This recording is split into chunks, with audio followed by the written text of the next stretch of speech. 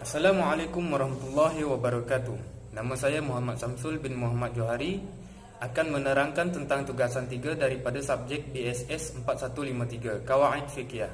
Soalan yang diberikan ialah, apakah kebiasaan yang kita lakukan setiap hari apabila diniatkan kepada Allah akan bertukar menjadi ibadah? Sebelum kita menjawab soalan yang diberikan, kita pergi ke ta'rif niat.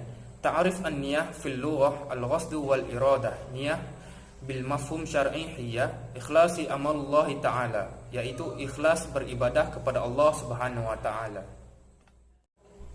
Seperti firman Allah Subhanahu wa taala dalam surah Al-Bayyinah ayat 5 yang berbunyi, "Wa ma umiru illa liya'budullaha mukhlishina lahuddin hunafa'a wa yuqimus salata wa yu'tuz zakah wazalika dinul qayyimah," yang bermaksud padahal mereka tidak disuruh kecuali supaya menyembah Allah dengan memurnikan ketaatan kepadanya dalam menjalankan agama yang lurus, dan supaya mereka mendirikan solat dan menunaikan zakat, dan yang demikian itulah agama yang lurus.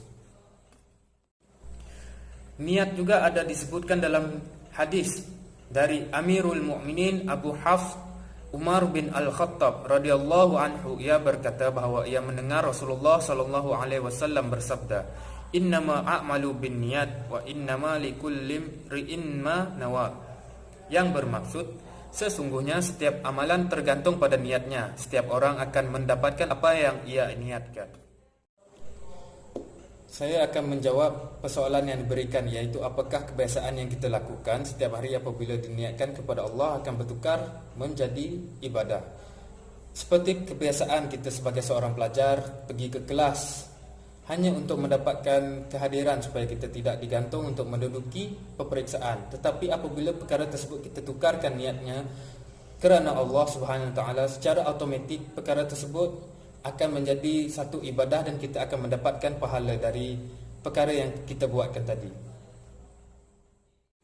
Kesimpulan daripada contoh yang saya berikan tadi ialah, sebagai seorang pelajar, kita niatkan diri kita untuk pergi ke kelas kerana Allah Subhanahu wa taala, dan itu akan secara tidak langsung membezakan antara ibadah dan juga adab.